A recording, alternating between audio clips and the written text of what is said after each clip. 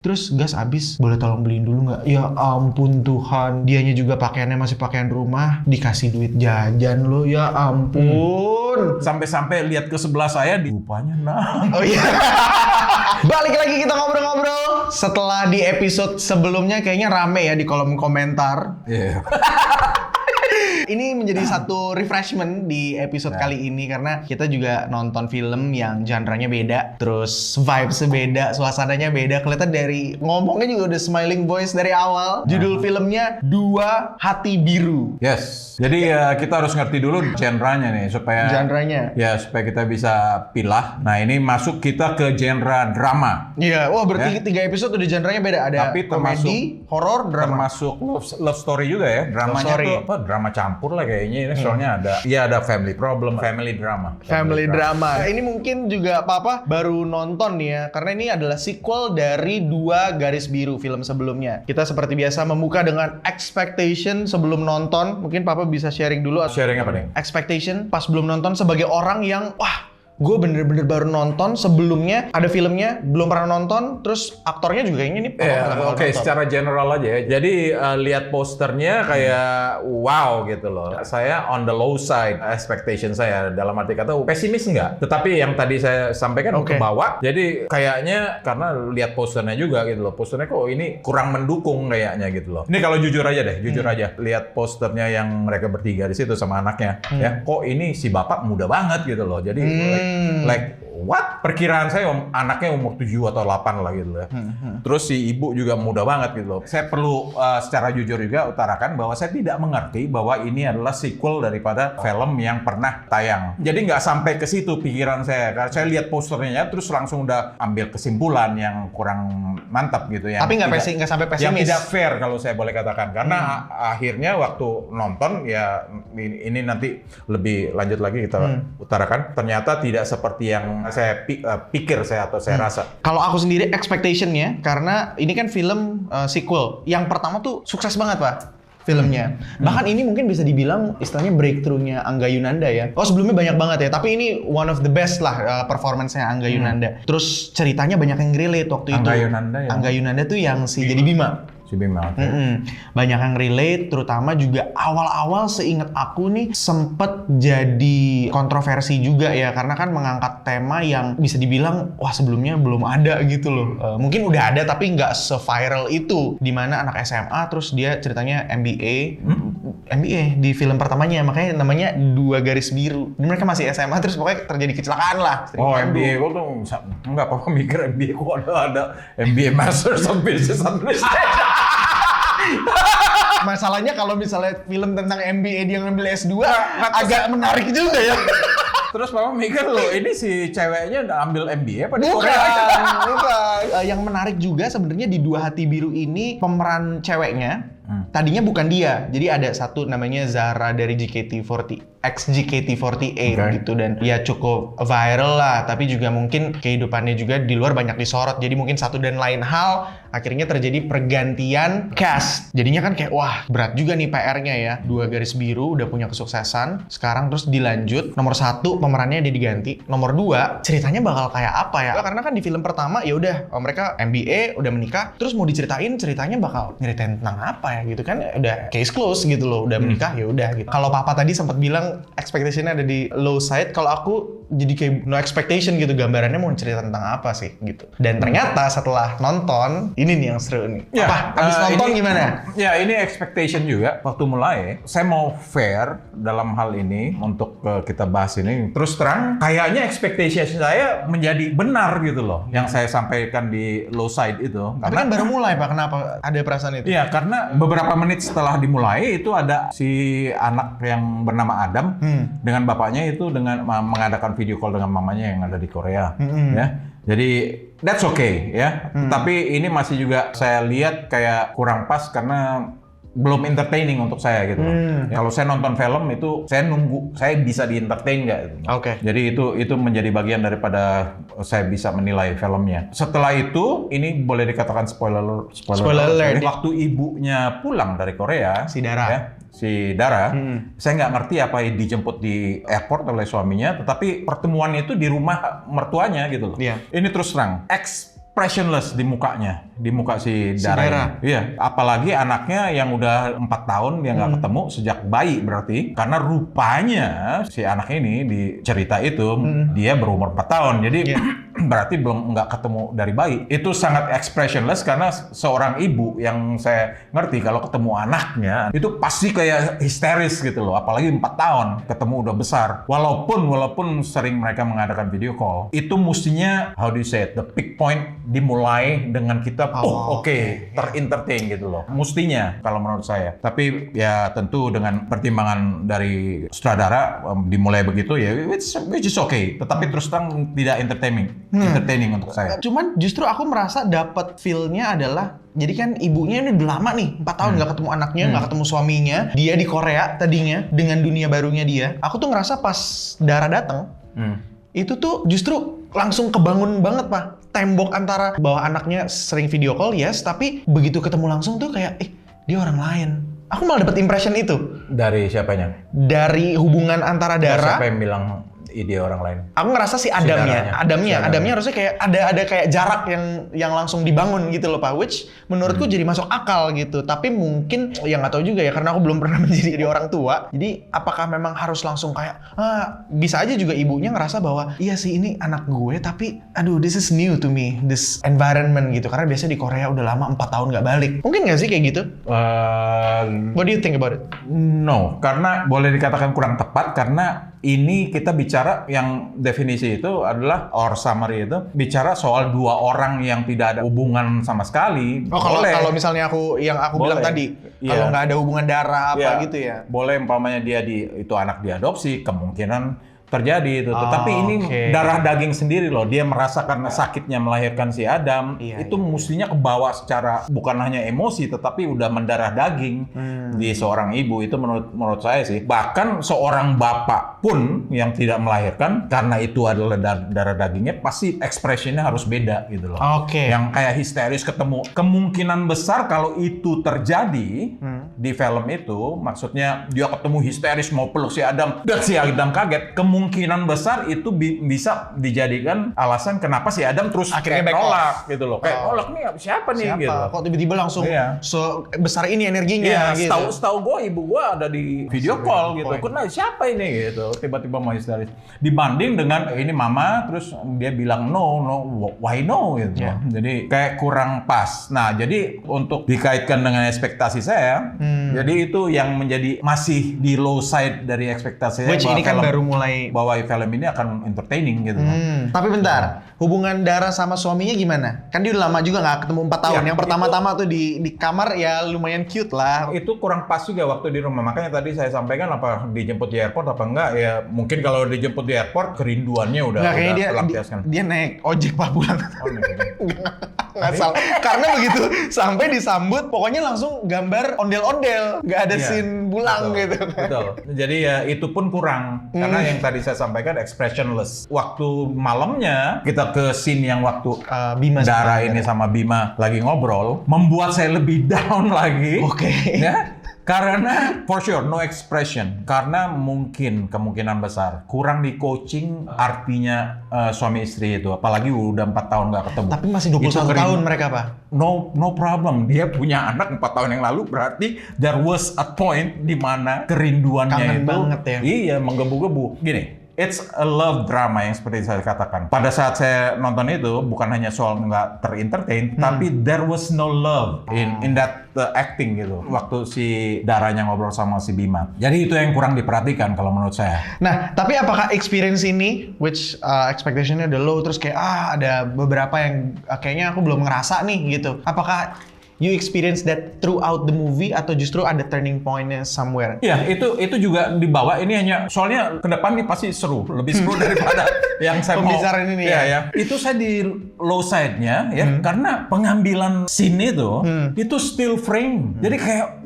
what? Ini membuat kayak apakah nanti semua begini sampai habis filmnya banyak banget. Ini still frame di mana dia ngobrol panjang sekali. Terus frame-nya di situ aja gitu loh. Sepengertian saya di film, kalau menurut sinematografinya itu mestinya ini expectation. Jadi saya bilang mesti itu karena expectation, ya. Itu kameranya ngikutin dia ngambil gitu loh. Jadi ada movement di situ yang dimana dibawa itu. Ngapain sih? Soalnya dia jauh banget, terus rada kabur ininya, rada autofocus. Kameranya mestinya ngikutin, dia ngambil terus balik lagi boleh di situ. Atau sebenarnya Jadi nggak bosen. ada shot lain, nggak harus ngikut. Kalau ngikut kan kesannya kayak one shot. Iya, or terus shot gitu. lain. Ini kelihatannya si sutradaranya mau kasih tunjuk bahwa kedua actors ini, si Dara dan Bima, bisa dia berdialog secara panjang banget, Oh, ya, ya. menghafal actingnya dengan dibawa actingnya, which is good, very good. Itu bagus banget, ide itu. Tetapi si kamera pun mestinya kasih sesuatu yang bisa mendukung bahwa mereka actingnya total gitu loh. Mau diambil dari segi manapun, dia nggak kayak Jaim mau kasih tunjuk gitu loh. It's an act. It's karena mereka actors. Nah itu yang saya lihat, yang membuat saya down banget jadinya gitu.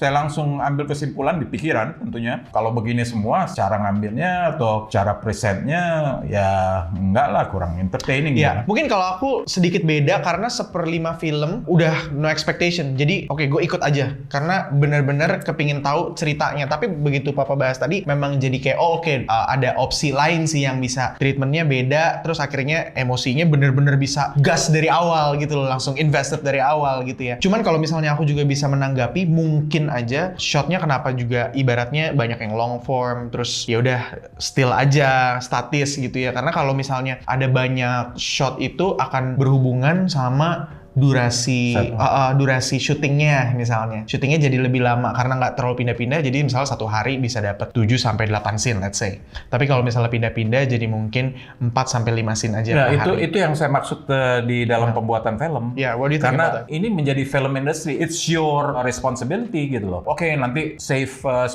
juta atau 20 juta expenses, saya lakukan ini. That is like, what? Really? Bukan mutu yang harus diterapkan di situ. Kalau saya harus keluarin lagi lebih daripada apa yang saya perkirakan, go ahead gitu loh. Karena mutunya yang saya targetkan gitu loh. Sharing aja deh. Kalau dari pemirsa, dari viewers, mendapat yang lebih-lebih lagi, itu akan membuat mutu dari film itu lebih-lebih lagi. Kalau seorang sutradara atau pembuat film mempunyai kapasitas untuk terima that reality, ya, itu pasti dia akan lebih-lebih lagi di film-film berikutnya. Karena apa? Tidak terbawa dengan, oh gue harus save nih, harus save. Nanti kebawa terus gitu loh. Akhirnya mutunya di situ-situ aja. Nanti nggak? Oke, Mandek ya. Jadi nanti mutunya yang pernah saya sampaikan di video perdana kita, bahwa ini harus progresif. Jadi kalau umpamanya sekarang saya di level 3, saya harus ke level 5. Jangan saya, apa yang kita udah lakukan itu, kita lakukan lagi, nanti akhirnya di 3 terus ya gitu loh. Tapi kan tadi kita udah ngobrol soal yang level low-nya ya. Turning point dari movie ini ada nggak? Kalau buat aku, Pastilah. 1/5-nya nggak ada masalah. Terus dari acting juga buat aku sih, ya di kamar tadi ada cute-cute-nya, ada cium-ciumnya gitu ya. Nah itunya tuh harusnya ada yang lebih serealis itu. Cuman karena memang harus disesuaikan dengan kebutuhan gambar dan juga menyesuaikan usia, background segala macam mungkin ya. Anyway ya, buat aku masih tolerable. Buat Papa? Kurang karena Tapi move on. tadi yang saya sampaikan, High point dari film ini? the love was not there, itu aja sih. Oke, Turning move point. on ke depannya, yang membuat saya mulai considerate ya, ya, yang boleh bisa dikatakan menerima, oke, ini kayaknya ada perbedaan dengan yang saya mulai dengan perasaan di low side itu. Sewaktu dia ada scene, oh ini saya mau terapkan dari awal nih. Di samping dengan terbawa ke low side dengan acting, skripnya boleh dikatakan tertata rapih banget. Karena akhirnya skrip itulah menurut pengertian saya yang membawa filmnya berubah. Jadi gini, it's okay, kayak suatu kemajuan perusahaan atau suatu kemajuan yang kita lakukan sesuatu atau project ya, itu kan dari nol ya, grafiknya naik. Nah itu terjadi sama film ini gitu loh. Ini dimana saya mulai merasa naik ini rate saya untuk film ini di saat ada scene dimana anaknya hilang, itu terus dicari ya, secara panik. Itu mulai dapet gitu loh, udah mulai dapet secara facial expression, terus ada nangisnya, si bapak nangis, walaupun dia masih muda dia kasih karakter bapaknya gitu loh. Jadi umur tuh sebenarnya ya, kalau umpamanya bapak sama ibu, umur tidak ada sangkut pautnya, di mana darah daging itu adalah It's mine. Kayak kehilangan. Bayangin kalau umpamanya tangan kita terputus, begitulah mestinya dia nangis gitu. Itu mulai dapet. Jadi untuk Papa, film ini sebenarnya baru mulai bisa dibilang ya pas di scene itu gitu ya. Baru entertaining lah, baru entertainingnya di situ karena dapet gitu loh. Saya lihat detailsnya ya. Jadi waktu mulai itu scene-nya juga bagus karena it's moving shots, moving scenes. Walaupun kayaknya gimbalnya kurang bagus. Ada beberapa kualitinya karena goyang-goyang banget. Ya kan ini tegang kan ceritanya, jadi goyang-goyang Pak. Ya goyang-goyang karena yang namanya gimbal kan mestinya nggak mau bawa goyang. Jadi kayaknya gimbalnya kurang bagus karena si kameraman juga lari goyang-goyang. Anyway, itu bisa dikatakan out of my penilaian lah. Gitu. Jadi it's okay, mulai terentertain. Seperti yang saya sampaikan tadi bahwa itu didukung oleh script writer-nya bagus. Kalau aku setuju banget sih sama Papa tadi bilang bahwa skripnya ini sangat tertata dengan baik ya. Karena sampai hari ini aja pas di shoot gitu tadi pagi aku duduk itu masih ngebayangin tuh langsung ada rasanya loh. Makanya Papa pernah bilang kan, semudah itu membedakan film bagus sama enggak. Kalau misalnya film emang kamu kategorikan bagus, kamu bisa ngerasa, aduh, abis nonton tuh ada rasanya gitu loh. Tadi pagi aku masih ngerasa gitu ya, karena ada beberapa scene yang kayak, wah mengharukan banget, relate banget, bahkan ada dialog-dialog tuh yang very simple, tapi di situ aku sampai ngomong kayak gila nih Angga, gokil sih. Maksudnya menyampaikan ada satu scene di mana dia pokoknya harus ditalangin dulu lah sama istrinya gitu ya, terus dia duduk gitu, ntar aku ganti ya. Wah itu mengharukan banget, karena buat kalian yang nonton kalau misalnya pernah ada di situasi itu ya, maksudnya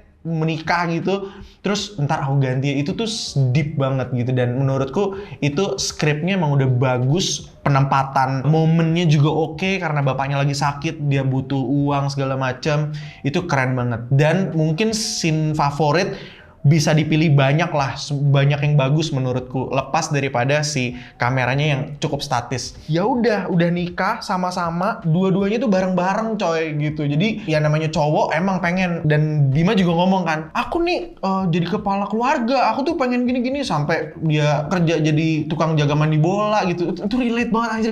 Gue bisa berempati sama si Bima, bener nih perasaan dia tuh valid, dia ngomong gini gitu. Kecuali bagian dia males ya, menurut gue itu gue nggak relate tuh, karena kita ya harusnya nggak males gitu sih gitu ya, malah main game di tengah-tengah lagi ada pelatihan jadi orang tua yang baik gitu kan. Cuman ketika dia tuh lagi di vulnerable-nya tuh dialog-dialognya tuh real banget gitu. Ada satu scene di mana gasnya lagi habis, kalau Papa ingat. Ini spoiler alert ya. Gasnya lagi habis, terus gas habis. Boleh tolong beliin dulu nggak? Ya ampun Tuhan, gue langsung nunduk. Sini tuh nunduk, nggak kuat. Itu bener-bener ya. Ini gue banget. Gue lambat kalau bisa nyerah, gue Mbak Gina Esnur saya nyerah gitu, kayak bener banget gitu. Udah tuh kirain sedihnya cuma sampai di situ doang kan, udah Bim, pokoknya lu minta duit, lu gas, lu cabut aja gitu ya.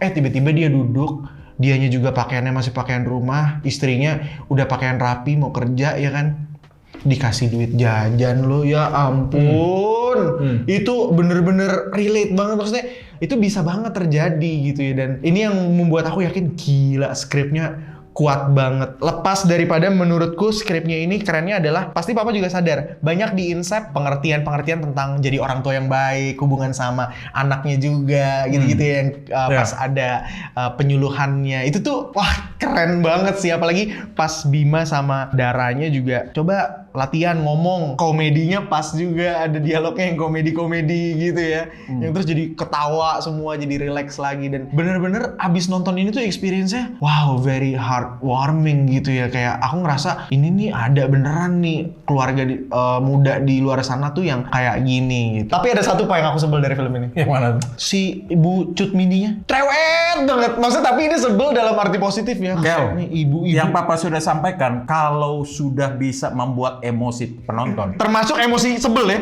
Yes, itu sudah dapat gitu. Actingnya tuh bagus banget. And it's no question karena udah senior dia di dalam hal ini. Kalau saya boleh kategorikan dari yang tertinggi itu acting.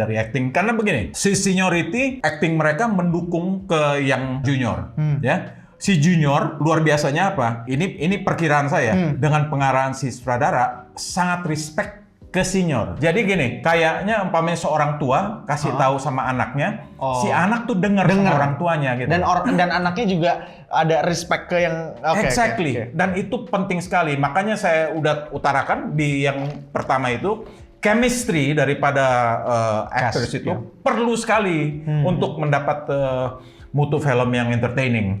Nah ini jadi umpama saya boleh kategorikan cast yang bernama Jude Mini, tentunya Anda sudah tahu, ya itu yang pertama. Paling caught your attention lah maksudnya. Yes, that caught my attention.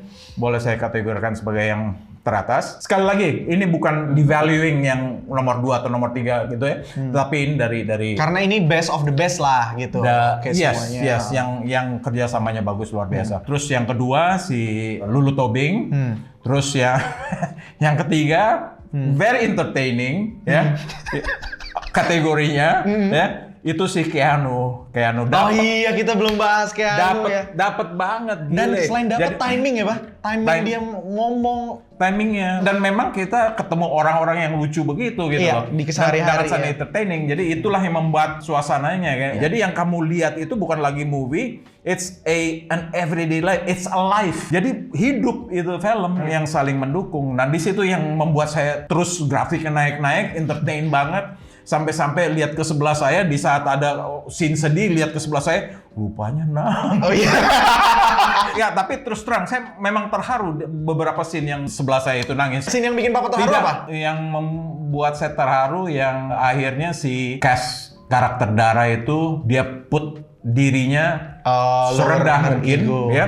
Walaupun dia panas sama mertua ceweknya, itu dia tadinya panas terus dia dengan egonya dia turunin, terus berjumpa dengan si ibu mertua, terus sembayang bersama gitu loh. That's an everyday life. Boleh saya katakan luar biasa lah. Dalam hal itu karena itu mensupport the movie untuk menjadi suatu movie yang layak ditonton banyak orang karena so entertaining. Tapi kalau aku bisa ngasih positif negatifnya nih ya. Kalau sebelumnya aku kayak bilang nge-point out gitu ya, negatif dari sebuah film ini apa ya downside-nya? Kayak agak sulit untuk jujur. Karena kadang-kadang tuh sebenarnya ada banyak sih, tapi gua harus mengemasnya gimana ya ngomongnya gitu. Tapi kali ini aku bisa ngerasa bahwa dari film ini downside-nya tuh apa? Kalau misalnya emang lu bisa mengubah itu jadi satu hal yang positifin. Menurutku cuma satu kalau aku sih, yaitu shot-nya. Seperti yang Papa tadi udah bahas. Shot-nya harusnya bisa lebih banyak gitu. Ada banyak yang anglesnya gitu. Tapi akhirnya terampuni karena aku ngerasa ya mungkin mereka dikejar shooting days yang terkait juga dengan budget dan semuanya segala macem. Yang penting ceritanya menyentuh hati. Jadi yaudah itu terampuni. Tapi I can easily untuk bilang bahwa oke, if you have to say yang downside-nya apa buat aku sih sesimpel shots-nya. Shots-nya bisa lebih banyak gitu. Tapi ya again, positifnya the story is so good and the execution is really good. Maksudnya kenapa aku bisa bilang really good karena it touched my heart gitu. Dan aku harap sih ini banyak yang nonton, bahkan lebih banyak yang dari pertama karena ya ini film yang bagus dan setahu aku Mbak Gina Esnur bersama rumah produksinya juga selalu ngangkat tema tuh yang kayak bisa dibilang nyeleneh gitu loh Pak. Mungkin kan sekarang kan banyak yang horor. Kalau mereka tuh justru lebih kayak kepinginnya tuh bikin yang beda. Sebelumnya kan ada Like and Share juga. Sebelumnya ya 2 Garis Biru dan beberapa film lainnya yang memang temanya tuh unik lah gitu. Ya oke, kalau mungkin summarize sedikit dari apa yang kamu udah sebut itu. Positifnya dulu deh, bahwa itu kerjasamanya antara cast, director, writer, dan kru-kru lain tentunya itu solid gitu loh. Jadi persiapannya bukan ke masing-masing punya responsibility, tapi persiapannya adalah my responsibility, apa yang saya bisa lakukan untuk mendukung yang lain. Jadi umpamanya si director mau ini, terus saya what can I give the best untuk supaya si director, harapan si director terpenuhi. Ini aku mau konfirmasi, waktu aku kerja sama Mbak Dina Jasanti, dia memang seperti itu. Ya, jadi aku pernah datang ke set, dia bilangnya Nio, waktu itu karakternya Nio, saya mau begini. Oke Bu, oke siap. Itu scene yang mana ya? Soalnya nggak ada di skrip. Nah itu nggak ada di skrip. Hah serius gimana jadi? Yaudah kita bikin sekarang yuk. Terus bikin bareng-bareng. Gimana Bu kalau gini? Kayaknya jangan gini deh. Gini. Oke yaudah yuk. Nanti saya ambilnya dari sini. Nanti kamu gini ya. Oke yuk langsung gitu. Jadi emang itu terjadi yang Papa analisa Papa bener. Dan ini yang saya mau sampaikan lagi bahwa kalau Anda punya natural dedication untuk itu, percayalah pasti akan maju terus gitu, naik terus. Jadi hasilnya akan ngikut. Progresnya pasti nanti di film berikutnya Anda sudah tahu apa yang Anda mau lakukan, budgetnya udah sekian berapa persen mau ditambah karena udah pengalaman dari yang sebelumnya for the sake of entertainment itu gitu loh. Bisa akhirnya membuat Anda mutu yang luar biasa di perfilman gitu loh. Yang akhirnya film juga bisa diterima di negara lain karena umpamanya sekarang kita bawa ke Singapura, bawa ke Malaysia untuk film ini terus terang personally bukan hanya meng-up yang namanya Mbak Gina sama Mbak Dina, tetapi saya ter-entertain. Jadi I want those people juga yang di luar negeri bisa ter-entertain dengan film ini gitu loh. Jadi itu positifnya. Negatifnya mungkin sama lah sama Shots, Kelvin karena saya udah bicarakan soal still frame itu, just cara syutingnya juga. Itu boleh saya katakan ya dia maafin lah gitu, karena akhirnya juga ujung-ujungnya grafiknya naik terus untuk saya ter-entertain. Apalagi lihat di sebelah saya sekali lagi dia sampai nangis. Dan mungkin saya hanya berandai-andai ini. Ada kesamaan dengan cara pembuatan film Filipina. Gitu ya? Iya, film Filipina. Ya, kan nggak Korea? Korea punya gaya tersendiri yang dimana enggak klop. Tapi kasih contoh dong Pak, satu film Filipin. Soalnya mungkin temen-temen di rumah yang nonton juga taunya tuh Filipin ini Pak, satu. Ya, Christian Bautista. Itu juga cuma satu lagu. 'Cause there's something in the way you look at me. Ada film Filipina yang judulnya Seven Sundays. Nontonnya di mana ya? Ya itu dulu ada di Netflix tapi ternyata kontraknya udah putus jadi dicabut dari Netflix. Nah itu Seven Sundays kenapa? Karena waktu saya menikmati film itu sama levelnya ya dengan saya menikmati film Dua Hati Biru ini gitu loh. Jadi ini selevel. Kemungkinan itu tadi yang saya sampaikan. Jadi kemungkinan Ibu Gina atau Ibu Dina atau dua-duanya sangat menggemari film Filipina untuk ambil references. Jadi which is good, which is okay karena akhirnya membuat tren tersendiri dalam film ini yang dimana digambarkan keluarga Indonesia gitu loh. 1 to 10. 1 to 10, it's 7.2 dan juga ini general ratingnya karena saya consider dari film-film yang lain dari negara lain yang dimana saya nggak mau menjatuhkan yang udah hampir kena plafon rating mereka gitu. Jadi misalnya Godfather 9,5, ini 9 nanti jadi kayak deket dong gitu kan. Godfather malah 9.8. 12. Oke, jadi 7,2. 7,2. Oke. And for me rating itu udah mantap lah dan sukses untuk pembuat film, timnya dan kru tentunya dan juga castnya yang sudah memberi dedication yang cukup mantap luar biasa di mana bisa saya katakan the film is entertaining. Dan gua akan menutup episode kali ini dengan memberikan rating untuk film Dua Hati Biru